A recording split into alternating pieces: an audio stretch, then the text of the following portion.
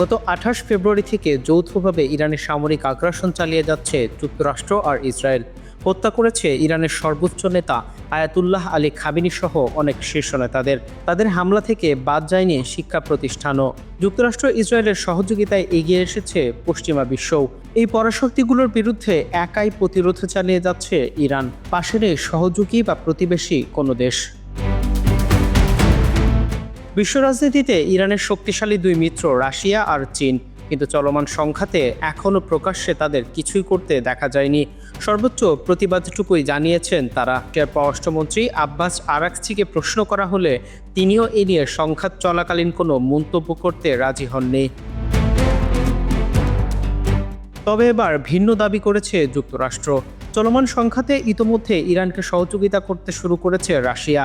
চীনও প্রস্তুতি নিচ্ছে সহযোগিতার। মার্কিন কর্মকর্তারা দাবি করেছেন, রাশিয়া মধ্যপ্রাচ্যে আমেরিকান যুদ্ধজাহাজ এবং বিমানের অবস্থান সম্পর্কে ইরানকে গোয়েন্দা তথ্য দিচ্ছে। ফলে সেই তথ্য দিয়ে ইরান মার্কিন বাহিনীকে লক্ষ্য করে নিখুঁতভাবে হামলা চালাচ্ছে।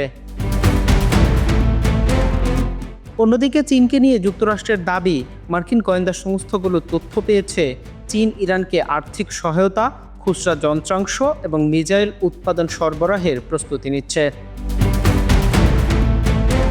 তবে এ বিষয়ে এখনো পর্যন্ত চীন, রাশিয়া কিংবা ইরান কোনো প্রতিক্রিয়া জানায়নি। ফলে বিষয়টি এখনো পর্যন্ত দাবি পর্যন্ত সীমাবদ্ধ আছে। Dhaka monitor 24 news desk.